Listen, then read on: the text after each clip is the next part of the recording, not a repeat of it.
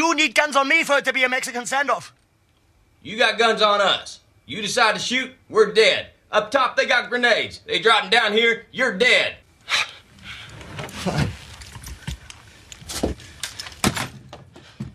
Just take the traitor and get her out of my sight.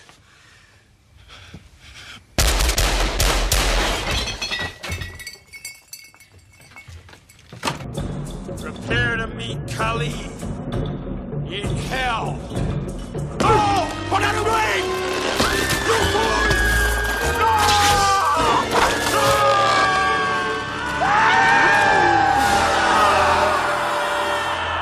We've got to work for a better future. We've got to join hands for tomorrow. Take the first step and you will see. Dude, wait, hold on. Wait a second.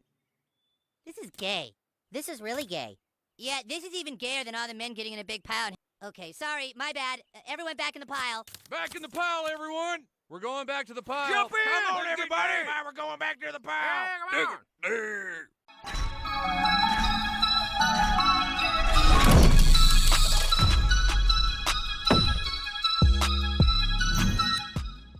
Hey guys, Rafi here from the Endgame Investor, and there's been some talk about Europe dumping $8 to $10 trillion in U.S. treasuries in retaliation for Trump trying to take over Greenland, and this is being used as an excuse to explain why gold and silver continue to go parabolic. By the time this video goes up, we could be in triple digits in silver.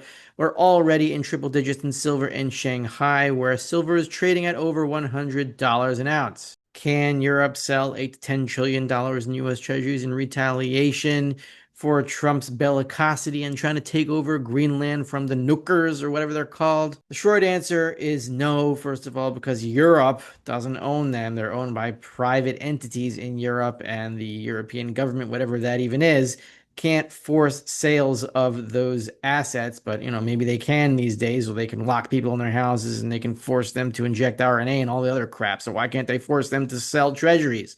Maybe they could. But even if they could, the problem logically is that the euro is a dollar derivative and treasuries are their main asset in dollar terms. So if they sell US treasuries, that means the euro falls and the purchasing power of the euro gets destroyed. And I will preemptively or not preemptively post that. I'll explain in the rest of the video why the amount of gold that is on the central banks of Europe, including the European Central Bank itself, makes no difference as to the value of the euro. And no matter how much gold central banks stack, it does not help their currencies. And I'll show you graphic proof of this. I've made this point before, but it's more important to make it now since Peter Schiff, who I am a big fan of, Kvoto Bimkomo Munach, came out and said in one of these obscure shows that one thing that the Europeans could do is sell treasuries and buy gold, which would help them and hurt U.S. treasuries. But no, I don't think it would help them, because the only way that stacking gold for a central bank can affect the value of a currency on any permanent basis is if it becomes convertible, meaning if the central bank makes a deal that whatever the gold that they have is now exchangeable for the amount of euros that are available outside of the central bank. If that ever happens, then yes, it would save the purchasing power of the currency, but it would also destroy every bank that is dependent on that central bank. So no, it will not be done. Okay, sorry, my bad. Everyone back in the pile. Back in the pile, everyone! We're going back to the pile. Jump in! Come on, everybody! We're going back to the pile. Come on. Sometimes people are flabbergasted when I say that it doesn't matter how much gold a central bank has, that it has no impact or very little impact. It has ephemeral impact, maybe for a few days or weeks. Tiny impact on the purchasing power of the currency that is issued by that central bank, but it doesn't last, and it can't last because these central banks are not willing to destroy their banking system as they have it. They only use gold to sell into the market in exchange for their currency and then retire it. So the most that gold can do is decrease the circulating amount of currency out there, but over time it cannot increase its purchasing power. But you, of course, if you buy gold, you will have purchasing power, because in whatever way it will become spendable, it will become spendable once currencies no longer exist, once the dollar dies, and it looks to be in the throes of dying right now. So get your gold and silver at Miles Franklin. You're running out of time. Use the link in the description below, call the number, and mention the Endgame Investor. Take some of your gold and silver and put it in a dirty man safe. Use the code ENDGAME10 at checkout for 10% off. And check out the Patreon at patreon.com/endgameinvestor for as little as $3 a month. The next video we're going to go over is the lesson on collecting gold and silver, on stacking gold and silver, which is the only commandment that God uses the word please for the Israelites to execute, and is the very first thing that he tells them to do upon exodus from Egypt. Get the gold and silver, please, he says. Why does he have to say please? Well, we're going to go into that in the video. Let's start this with what Peter Schiff said on that obscure financial show. I don't even know what it is, but I found it on YouTube. Here's the excerpt. As far as if Europe wants to do something that would be harmful to the U.S., but would also be helpful to Europe, European central banks can sell U.S. dollars, they can sell U.S. treasuries, and they can buy more gold. Yeah. I think that would hit the U.S. where it hurts, and it would actually help Europe, because gold prices are going to keep going up, and the more gold European central banks can have, the better. Peter is right theoretically. If they bought gold and then made the euro convertible into that gold, then it would help Europe and hurt the United States and the dollar, but at the expense of the European banking system. If they're willing to have a banking crisis and the end of the banking system as we know it, then yes, it would help Europe long term to acquire gold and sell U.S. treasuries. But no, they're not willing to do this. We know that they are cowards and they have no idea what they're talking about, and they are not very impressive people, nor do they have any spines. So we're not even talking about them saving the euro. Not going to happen. Here is some graphic proof that no matter how much gold the central bank stacks, it does not affect the value of its currency. I'm using here some of the biggest central bank gold stackers, if not the biggest central bank gold stackers. People could say that these numbers are not reflective of the full reality, whatever. I can only go by the data that I have here, and this is the data that I have here. So here's some of the biggest central bank gold stackers since 2018. Number one is Poland. This is the Polish gold reserves. We've gone from about 120 tons to about 500, 480, whatever that number is. It's, let's just say, it's a little bit less than a quintupling. Very impressive gold stacking. What has happened to Poland since 2018 when the Central Bank of Poland started to stack gold? Remember, Poland is not part of the EU. Wait, maybe they're part of the EU, but they're not part of the Eurozone, whatever. They don't have the euro. They have the zloty. The zloty is down versus the dollar since the 2018 stacking began. That number starts here, January 2018, when the Bank of Poland started to stack gold. We have here that was back at 3.29 zlotys per dollar, and now we're up to 3.5926 zlotys per dollar.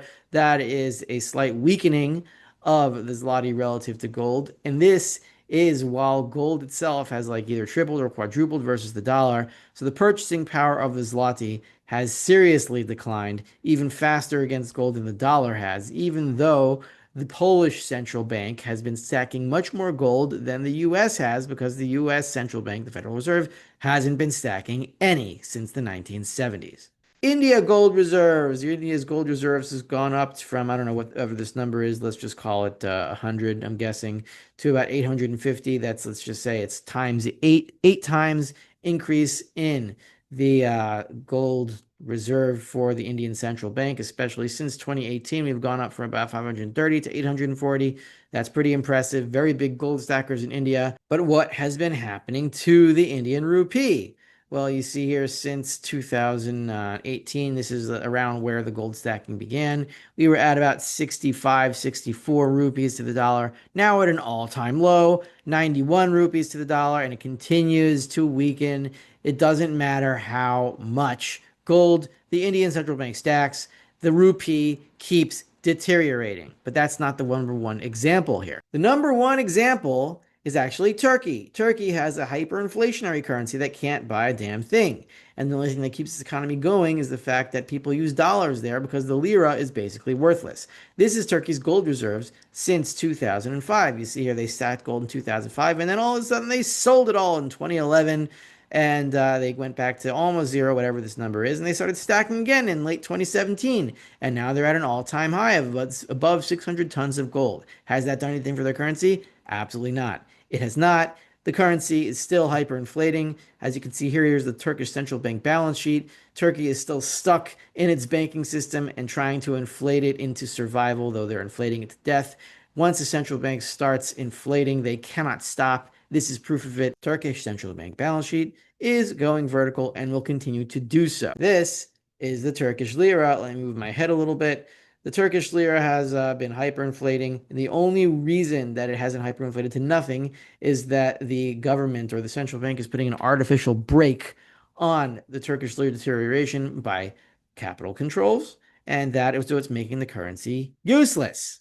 If it were up to the free market, the lira would be absolutely worthless by now. But as you can see, the authorities cannot stop the deterioration. It will continue to deteriorate along this slope here until they give up, and then it will become absolutely worthless overnight. Eat us 'cause we're good and dead. I am a turkey. Kill me. And the last thing I wanted to say here is something that's happening right now. Japanese bonds are crossing into technical exosphere. That means outer space. I reported on the Endgame Investor on Substack that this has already happened, but if you look at a candle chart, as opposed to a line chart that will tell you a high, a monthly high, the monthly high yield here is actually 2.39. You can see that over here, 2.39%. We're currently at 2.34, so this really is the last resistance for 10-year Japanese government bonds for yields. And after that, we are in outer space with almost no support anywhere to be found. And with snap elections being called in Japan, and Sanae Takaichi about to get a big majority because everybody supports her efforts to print more money in Japan. She's probably going to get the mandate that she wants to inflate the thing into oblivion, which it already is pretty much. But as followers of mine know, as the Japanese bonds yields go up, the yen will continue to go down. The Bank of Japan is Japanese bonds. So if the value of those bonds go down, the purchasing power of the yen goes down with it. There's nothing to stop this now. And since the Bank of Japan is the largest single owner of U.S. Treasuries, this is probably the biggest domino that will fall in the endgame. And once it goes down, the endgame should be almost immediately afterward.